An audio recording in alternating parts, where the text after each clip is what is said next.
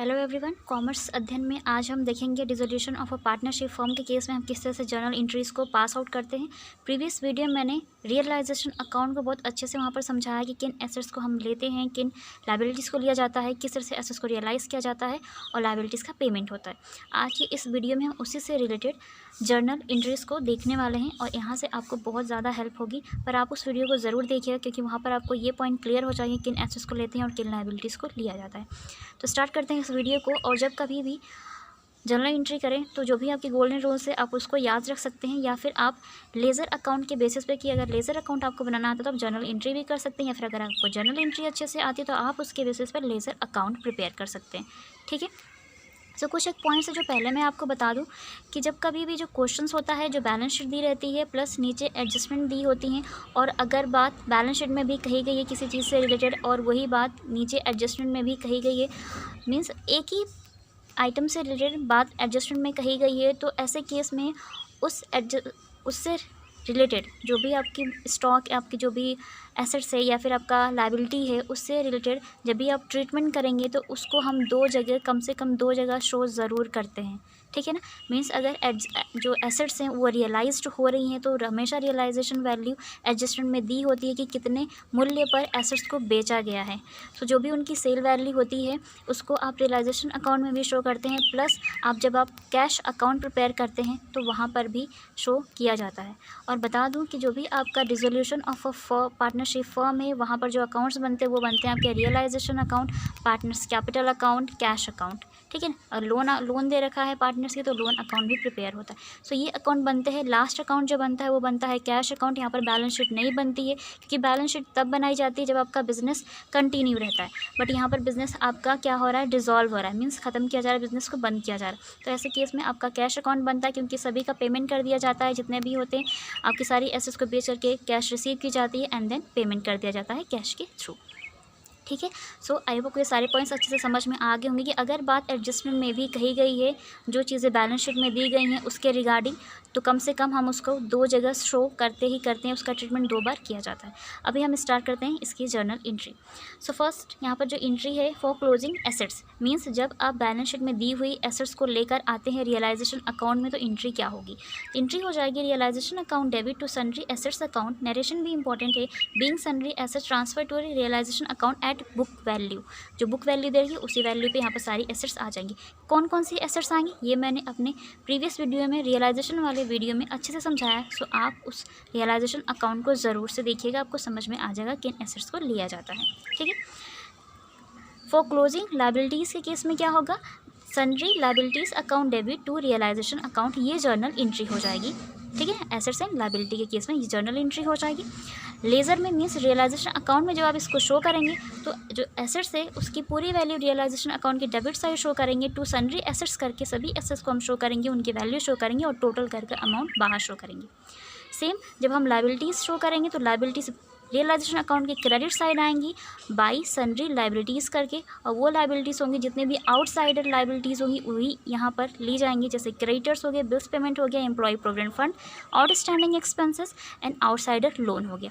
इन सारी चीज़ों को हम एज ए लायबिलिटी लेकर यहाँ पर ट्रीटमेंट इसका करेंगे। कुछ एक पॉइंट्स हैं उनको हम ध्यान रखेंगे, सो सब points should be kept in mind.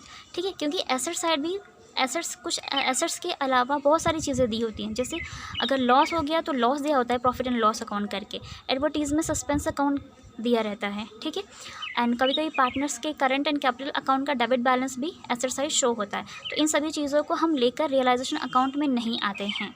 ठीक है, ये कहाँ जाएंगी, जहाँ से रिलेट करती है, क्योंकि वो हर चीज़ जहाँ से रिलेट करेगी वो चीज़ वहीं पर जाएगी। ठीक है, आई होप ये सारे पॉइंट समझ में आ रहे होंगे।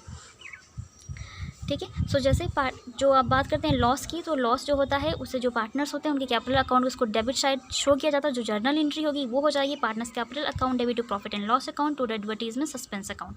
ये लॉस है, जर्नल एंट्री ये हो जाएगी, और जब आप कैपिटल अकाउंट प्रिपेयर करेंगे पार्टनर्स का तो उनके वहाँ पर डेबिट हो जाएगा, और वो सभी पार्टनर आपस में अपने प्रॉफिट शेयरिंग रेशियो में PSR में डिस्ट्रीब्यूट कर लेंगे, जो भी उनका प्रॉफिट शेयरिंग रेशियो होगा।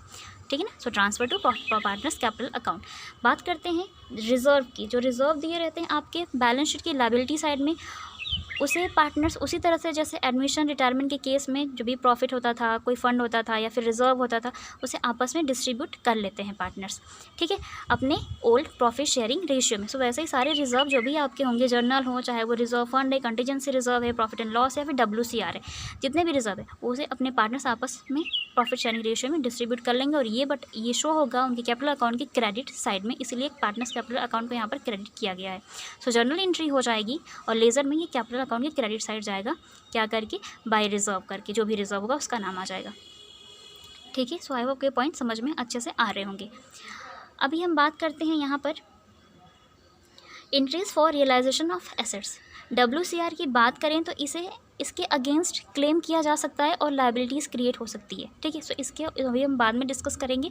कुछ नहीं कहा है तो सारे पार्टनर्स आपस में इजीली डिस्ट्रीब्यूट कर लेंगे, ठीक है, बट अगर कहा है उसको अभी हम आगे देखेंगे इसी वीडियो में, ठीक है। अब बात करते हैं interest for realisation of assets. Means अब जिन एसेट्स की आप बुक वैल्यू पर यहाँ पर लेकर आए हैं रियलाइजेशन में ना, अब इन्हीं एसेट्स को बेचा जाएगा, बेच करके अमाउंट रिसीव किया जाएगा, ठीक है। सो जब अमाउंट रिसीव हो रहा है ना, तो जो गोल्डन रूल है वो ये कहता है what comes in debit and what goes out credit. So what comes in, sale कर रहे हैं आप मशीनरी को, जितनी भी एसेट्स हैं सबको बेच रहे हैं तो पैसा आ रहा है, सो कैश डेबिट हो जाएगा, और टू रियलाइजेशन अकाउंट, क्योंकि रियलाइजेशन अकाउंट में शो करना है तो ये क्रेडिट साइड जाएगा रियलाइजेशन अकाउंट के। सो जर्नल एंट्री हो जाएगी, और जब आप लेजर बनाएंगे तो वहाँ पर उसको क्रेडिट साइड शो करेंगे रियलाइजेशन अकाउंट के, क्या करके, बाई कैश अकाउंट करके सभी।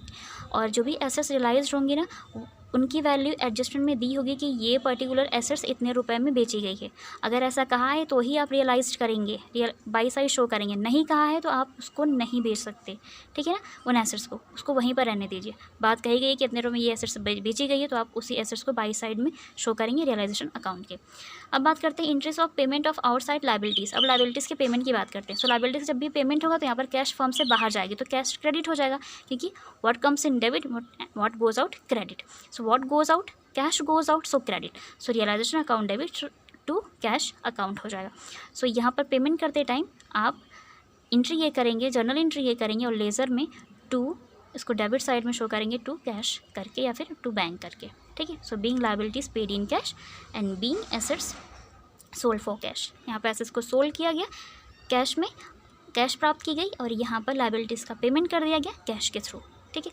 अब अगर बात कैश की हो रही है तब तो ठीक है, मीन्स कैश में ही आपने बेचा, आपको कैश मिल गया, आपने पेमेंट कैश में कर दिया। बट अगर कोई पार्टनर एसेट्स को ले ले या फिर लायबिलिटी को टेक ओवर कर ले तो क्या करेंगे, ठीक है। सो ज़्यादा डिफरेंस नहीं होता है, ठीक है। कैश की जगह पार्टनर्स के नेम आ जाते हैं, ठीक है। जैसे यहाँ पे कैश है तो यहाँ पे देखिए partners capital account debit to realisation account. जब कभी किसी एसेट्स को टेक ओवर करेंगे, मान लीजिए स्टॉक ले लिया पार्टनर ने, तो यहाँ पर अगर मिस्टर ए ने लिया है तो S capital account debit bracket में स्टॉक करके हम उनका अमाउंट शो कर देंगे, कहाँ पर, ये एंट्री हो जाएगी एस capital account debit to realisation account. और जब लेज़र बनाएंगे तो लेज़र की डेबिट इसको क्रेडिट साइड में शो करेंगे, क्या करके, बाई एस कैपिटल अकाउंट, ठीक है। स्टॉक ले लिया 20,000 का तो वो शो हो जाएगा। होप आपको ये पॉइंट समझ में आ गया होगा। स्टॉक, मशीनरी, कोई भी एसेट्स ले सकते हैं, फर्नीचर ले सकते हैं, सो जो वो लेंगे वो यहाँ पर क्या हो जाएगा, क्रेडिट कर दिया जाएगा रियलाइजेशन अकाउंट में। और जब उनका कैपिटल अकाउंट बनाया जाएगा तो उनके कैपिटल अकाउंट से डेबिट कर दिया जाएगा, मीन्स इसको डेबिट में शो किया जाएगा, क्योंकि पार्टनरशिप फॉर्म डिसॉल्व हो रही है और ऐसे में सभी पार्टनर्स का जो भी कैपिटल होता है उसको पेमेंट कर दिया जाता है। और जब पेमेंट किया जाएगा तो उसमें जितने भी पार्टनर होंगे वो ये कहेंगे कि आपने पहले क्या किया कि फॉर्म की कोई एसेट ले ली आपने, ठीक है। मान लीजिए मशीनरी ले ली 20,000 रुपये की, सो आपने जो 20,000 रुपये की मशीनरी ले ली है उतना 20,000 अमाउंट हम आपकी कैपिटल में से माइनस कर देंगे, फिर आपको सारा पेमेंट करेंगे, ठीक है। फिर जो भी बैलेंस अमाउंट बचेगा उसके बाद वो उनको पेमेंट कर दिया जाएगा। 20,000 रुपये माइनस करने के बाद जितने की भी एसेट्स वो लेंगे उतना अमाउंट माइनस करके उनको पेमेंट कर दिया जाएगा। सो आई होप समझ में आ गया, इसीलिए यहाँ पे कैपिटल अकाउंट डेबिट किया गया है। जब आप वहाँ पर जाएंगे तो वहाँ पर आप करेंगे कैपिटल अकाउंट में टू रियलाइजेशन अकाउंट, अगर उन्होंने मशीनरी ली है तो मशीनरी करके और 20,000 अमाउंट डेबिट कर दिया जाएगा कैपिटल अकाउंट में, ठीक है। And when any partner agree to take over some liability, ठीक है। अगर कोई पार्टनर किसी लायबिलिटी को लेने के लिए तैयार हो जाए, फिर बोल दे कि मैं इतनी इस लायबिलिटी का पेमेंट मैं करूँगा, ठीक है। सो ऐसे केस में क्या हो जाएगा, एंट्री हो जाएगी realisation account debit to partners capital account, ठीक है। सो यहाँ पर कैश फॉर्म ने कैश दे करके पेमेंट नहीं किया, उनके किसी पार्टनर ने ही लायबिलिटी ले ली, तो ऐसे में पार्टनर्स को कैपिटल अकाउंट जो है उसको क्रेडिट कर दिया जाएगा। तो जो ये एंट्री हो जाएगी आपके realisation account debit to partners capital account. जब आप लेज़र बनाएंगे तो जब रियलाइजेशन अकाउंट में लेकर जाएंगे तो इसे रियलाइजेशन अकाउंट के डेबिट साइड में शो करेंगे टू पार्टनर्स कैपिटल अकाउंट करके, जिसका भी नाम होगा बी ने ली है so B to B's capital account करके शो कर देंगे। क्रेडिटर्स लिए हैं तो क्रेडिटर्स ब्रैकेट में करके आप शो कर देंगे। और जब आप कैपिटल अकाउंट बनाएंगे पार्टनर्स का, कैपिटल अकाउंट में उतने अमाउंट से इनका कैपिटल अकाउंट क्रेडिट कर दिया जाए, क्योंकि उन्होंने रियलाइजेशन के टाइम एक लायबिलिटी का पेमेंट किया है।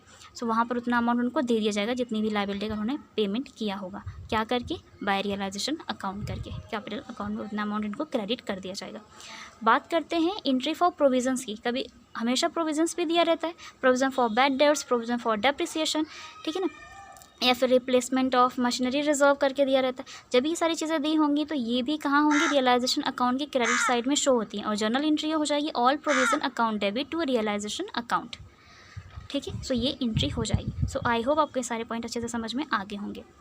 जितने प्रोविज़न होते हैं वो क्रेडिट साइड शो होते हैं रियलाइजेशन अकाउंट की, और एंट्री हो जाती है। जैसे अगर बैड डेप्ट्स के लिए है तो provision for bad debts account debit to realisation account, depreciation की आती है तो provision for depreciation account debit to realisation account, ये एंट्री हो जाती है। सो आई होप आपको ये पॉइंट्स अच्छे से समझ में आ गए होंगे। अभी हम बात कर लेते हैं रियलाइजेशन एक्सपेंसेस की। सो रियलाइजेशन एक्सपेंसेस क्या होते हैं? सो रियलाइजेशन एक्सपेंसेस वो होते हैं जब कभी भी आपका जो फॉर्म है वो डिसॉल्व होती है तो उसके टाइम में जो भी खर्चे करने पड़ते हैं तो वो रियलाइजेशन एक्सपेंसेस कहलाते हैं, ठीक है। और वो रियलाइजेशन एक्सपेंसेस ना दो तरह से किए जा सकते हैं। अब कब और कहाँ इसको किस तरह से शो करना है वो भी देख लेते हैं। सो रियलाइजेशन एक्सपेंसेस, जो रियलाइजेशन अकाउंट आप प्रिपेयर करते हैं ना, तो रियलाइजेशन अकाउंट में वही चीज़ें हम शो करते हैं जो फर्म की लायबिलिटीज़ होती हैं। तो आपको ये बात ध्यान रखनी है कि क्या जो चीज़ भी फर्म की वो फर्म का दायित्व है या नहीं है, और है तो उस फर्म का दायित्व का जो पेमेंट है वो किसने किया है, फर्म ने ही किया या किसी पार्टनर ने किया, इन बातों को हम ध्यान देते हैं, ठीक है। सो फर्म का दायित्व होना बहुत ज़रूरी है। कोई भी एक्सपेंस है अगर वो फर्म की दायित्व बनता है, फर्म का दायित्व, तो ही पेमेंट होगा और वो रियलाइजेशन अकाउंट में शो किया जाएगा। पेमेंट तो कोई भी कर सकता है, पर रियलाइजेशन अकाउंट में हम तभी शो करेंगे जब वो फर्म का दायित्व होगा, मीन्स फर्म की लायबिलिटी होगी। देखते हैं किस तरह से होगा। So when expenses paid by the firm and one expenses paid by the partner. So firm भी पे कर सकती है एक्सपेंसेस को और पार्टनर भी पे कर सकते हैं। तो यहाँ पर पहले देख लेते हैं फर्म के केस में on behalf of the firm, ठीक है। मीन्स जैसे कि फर्म का एक्सपेंस है, फर्म ने भी पे किया है फर्म के ही बिहाफ पे, ठीक है ना, फर्म अपने खर्चे को खुद पे कर रही है। तो ऐसे केस में क्या हो जाएगी एंट्री? देख रहे हैं ना, फर्म का ही दायित्व है, behalf of the firm means firm का दायित्व है, फर्म की लायबिलिटी है। So realisation account debit to cash account, so ये रियलाइजेशन अकाउंट में आएगा, ठीक है। पेमेंट क्या हो जाएगा? रियलाइजेशन अकाउंट की हम डेबिट साइड शो करेंगे टू कैश और बैंक करके, तो ये एंट्री हो जाएगी। नेक्स्ट है on behalf of the partner, ठीक है। सो यहाँ पर बिहाफ ऑफ द पार्टनर का मतलब है कि ये जो लायबिलिटी है ना, ये पार्टनर की है, फर्म की नहीं है। पेमेंट फर्म ने किया है लेकिन लायबिलिटी किसकी है? पार्टनर की। जैसे कि अगर किसी पार्टनर ने बीच में कूद कर ये कह दिया कि मैं रियलाइजेशन एक्सपेंसेस जो भी होगा उसका पेमेंट मैं करूँगा, बट वो इन टाइम पे गायब हो गए, तो ऐसे में लायबिलिटी तो उन्होंने बना ली अपनी, पार्टनर ने खुद बोल के अपनी लायबिलिटी बना ली, उसको अपना दायित्व बना लिया कि उनका दायित्व है, पर जब पेमेंट करने की बात आई तो वो उस टाइम नहीं मिले। तो पेमेंट किसने कर दिया? उनकी तरफ से पेमेंट किसने किया? फर्म ने पेमेंट किया। तो फर्म का लायबिलिटी नहीं है ये, लेकिन फर्म ने पेमेंट किया, तो एंट्री क्या हो जाएगी? तो ये यहाँ पर पॉइंट ध्यान देना है कि लायबिलिटी नहीं है, तो यहाँ पर रियलाइजेशन नाम तो आना नहीं है। सो क्या आएगा? पार्टनर की लायबिलिटी थी, so partners capital account debit to cash और बैंक अकाउंट करके यहाँ पे पेमेंट हो जाएगा, ठीक है। सो पेमेंट तो फर्म करी पर लायबिलिटी पार्टनर की है, तो इसलिए उनके कैपिटल अकाउंट में जाएगा और उनकी कैपिटल अकाउंट से उतना अमाउंट डेबिट कर दिया जाएगा टू कैश करके, ठीक है। सो आई होप आपको पॉइंट समझ में आ गया होगा। नेक्स्ट बात करते हैं when expenses paid by the partner. अब यहाँ पर रियलाइजेशन एक्सपेंसेस पेड किया जा रहा हो, पार्टनर पे कर रहा हो, ठीक है। अब देखते हैं किसके बिहाफ पे? On behalf of the firm, ठीक है। बिहाफ ऑफ द फर्म का मतलब है कि यहाँ पर लायबिलिटी जो है ना, रियलाइजेशन एक्सपेंसेस, ये फर्म की लायबिलिटी बन गई है, ठीक है। फर्म की लायबिलिटी है लेकिन पेमेंट कौन किया? पार्टनर ने पेमेंट किया, लेकिन लायबिलिटी तो फर्म की है ना, यही तो पॉइंट ध्यान देना। तो अब ये कहाँ जाएगा? रियलाइजेशन अकाउंट में। So realisation account debit to partners capital account. यहाँ पर बैंक नहीं करेंगे कि पार्टनर ने अपनी तरफ से किया है, मीन्स फर्म से तो पैसा डायरेक्ट नहीं गया ना, पार्टनर के थ्रू गया है पैसा बाहर, इसलिए जो फर्म है अब वो पैसा किसको देगी? पार्टनर को देगी। कैसे? उनके कैपिटल अकाउंट में उतना डिपॉजिट कर देगी, मीन्स क्रेडिट हो जाएगा। अगर 2000 रियलाइजेशन एक्सपेंसेस थे तो पार्टनर के कैपिटल अकाउंट में, वहाँ पर जब लेजर बनेगा कैपिटल अकाउंट, वहाँ पर शो हो जाएगा बाई रियलाइजेशन अकाउंट करके 2000 रुपये उनके अकाउंट में क्रेडिट कर दिए जाएंगे कैपिटल अकाउंट में, और रियलाइजेशन अकाउंट में डेबिट कर दिया जाएगा टू पार्टनर्स कैपिटल अकाउंट करके उतना खर्चा लेज़र के केस में, और ये जर्नल एंट्री हो जाएगी, ठीक है। नेक्स्ट है on behalf of the partner. On behalf of the partner means कि ये दायित्व तो पार्टनर का ही था और पेमेंट भी पार्टनर ने ही की, मीन्स जिसकी लायबिलिटी थी उसी ने पेमेंट कर दिया, तो कोई भी एंट्री यहाँ पर नहीं बनती। So no entry in this case, okay. So I hope ये दोनों पॉइंट्स अच्छे से समझ में आ गए होंगे। रियलाइजेशन एक्सपेंसेस ठीक है। सो पहले ही बता चुकी, जो चीज़ जहाँ से रिलेट करी वो चीज़ वहीं जाएगी। अगर वो फर्म की है तो रियलाइजेशन अकाउंट में जाएंगी, पार्टनर्स की है तो पार्टनर्स कैपिटल अकाउंट में जाएगा, कैश है तो वो कैश अकाउंट में जाएगा, लोन है तो लोन अकाउंट में जाएगा। ठीक है। नेक्स्ट है, बात करते हैं treatment of workmen's compensation reserve की बात कर लेते हैं। पहले ही बताया था, अगर कुछ नहीं कह रहा है एडजस्टमेंट में तो जितने भी रिजर्व होते हैं वो सभी पार्टनर्स आपस में अपने प्रॉफिट शेयरिंग रेशियो में इसे डिस्ट्रीब्यूट कर लेते हैं। बट अगर उस रिजर्व के अगेंस्ट WCR के अगेंस्ट क्लेम कर दिया गया है और लायबिलिटी बन गया है वो, तो ऐसे केस में एंट्री जो होगी वो हो जाएगी। यहाँ पर तो सिंपल है, कुछ नहीं हुआ तो इजीली वो डिस्ट्रीब्यूट कर लेंगे। So being WCR transfer to partners capital account में ट्रांसफ़र कर दिया जाएगा, उनके जो भी प्रॉफिट शेयरिंग रेशियो है उसमें करके। ठीक है। बट अगर लायबिलिटी क्रिएट हो गई है, सो यहाँ पर जो केस है वो मैंने 2 केस ले लिया है, 3 केस लिए हैं एक साथ। In case the liability is less than the amount of WCR। ठीक है। मीन्स मान लीजिए WCR जो था उनका वो था 20,000 रुपये। ठीक है। 20,000 रुपये में से, उस 20,000 में से बोल दें कि 8,000 के अगेंस्ट क्लेम कर दिया गया, मीन्स 8,000 के लिए लायबिलिटी हो गई है आपकी, वो 8,000 लायबिलिटी बन गया फॉर्म के लिए। तो एंट्री जो हो जाएगी वो हो जाएगी WCR account debit to realisation account. So realisation account के सामने 8,000 जाएगा, WCR के सामने 20,000, और जो 12,000 रुपये बच गए वो पार्टनर्स कैपिटल में जाएगा, उनके प्रॉफिट शेयरिंग रेशियो में डिस्ट्रीब्यूट होकर। सो ये एंट्री हो जाएगी। नेक्स्ट जो केस है वो है the liability is equal to the amount of WCR और more than the amount of the WCR। Means अगर 20,000 का ही WCR आपके बैलेंस शीट में दे रखा था और 20,000 के लिए या फिर 20,000 से ज़्यादा की लायबिलिटी बन गई है, क्लेम कर दिया गया है, उस केस में क्या हो जाएगा, WCR account debit to realisation account. उस केस में फिर पार्टनर्स को कुछ नहीं मिलेगा। ठीक है। सो पूरा का पूरा कहाँ चला जाएगा, रियलाइजेशन अकाउंट में, क्योंकि दायित्व तो किसका बन गया है, फर्म का दायित्व बन गया है। ठीक है। पूरा का पूरा क्लेम कर दिया गया अपने WCR के अगेंस्ट, तो वो दायित्व हो गया है, तो वो सारा का सारा रियलाइजेशन अकाउंट में चला जाएगा। सो जितना 20,000 रुपये जितना बैलेंस शीट में दे रखा, आप वो बाई साइड करके तो उतना अमाउंट शो करते ही करते हैं जितना आपके बैलेंस शीट में दिया रहता है। बट अगर 20,000 दिया, मान लो 25,000 का क्लेम कर दिया गया, ठीक है, 25,000 बहुत ज़्यादा अमाउंट है। सो जितना पेमेंट हो, हमें ये ध्यान नहीं देना है कि कितना WCR था और कितना पेमेंट हो रहा है। ठीक है। तो WCR अगर 20,000 था, हम उसको 20,000 बाई साइड में शो करेंगे, बट पेमेंट के टाइम अगर 25,000 की क्लेम, 25,000 की लायबिलिटी है तो पूरा 25,000 का पेमेंट करना पड़ेगा, भले ही हमारे पास WCR का अमाउंट कम है तो क्या, पर अगर लायबिलिटी ज़्यादा है तो पूरी लायबिलिटी का पेमेंट होगा। मीन्स 25,000 को हम 2 बैंक करके पेमेंट कर देते हैं, जो हमने ये 2 बैंक वाली एंट्री कर रखी है। इसी में सारे आ जाते हैं आपके क्रेडिटर्स का पेमेंट, आपका बिल्स का पेमेंट, आपका WCR का पेमेंट। ठीक है। कोई पार्टनर करता तो फिर ये एंट्री हो जाती है। ठीक है। पार्टनर ले लेते हैं।